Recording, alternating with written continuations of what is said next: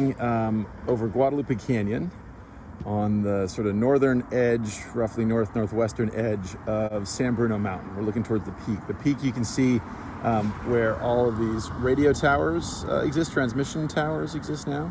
And this is the core of the protected area of this, this coastal protected area that was originally proposed for the entirety of this chunk to be shaved off and dumped into San Francisco Bay off to the left of us and converted into some kind of massive city.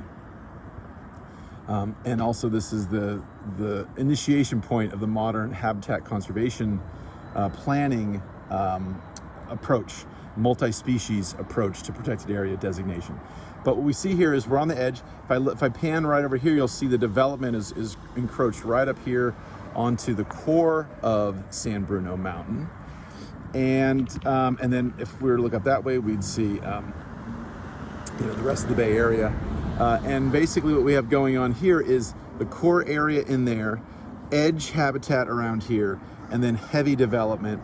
We have mixes of grasslands, shrublands, pretty heavily foggy area, so there's a lot of relative fog drip, a lot of relative moisture here. The charismatic species here that are most noteworthy are butterflies, a suite of several species of butterflies now that are endangered. In particular, their host plants were found in this San Bruno Mountain area, which is why those butterflies are here. And this area is an interesting example for carving out space as urbanization surrounds you. So this is literally an island now in the middle of this urban San Francisco, South San Francisco, Daly City complex, and is really functioning as such. So island biogeography theory applies, all those important concepts apply.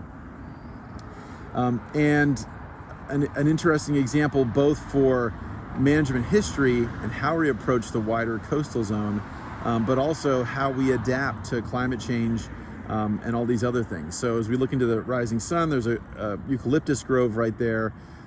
Eucalyptus obviously non-native, but have become fairly important in their own right for certain species support.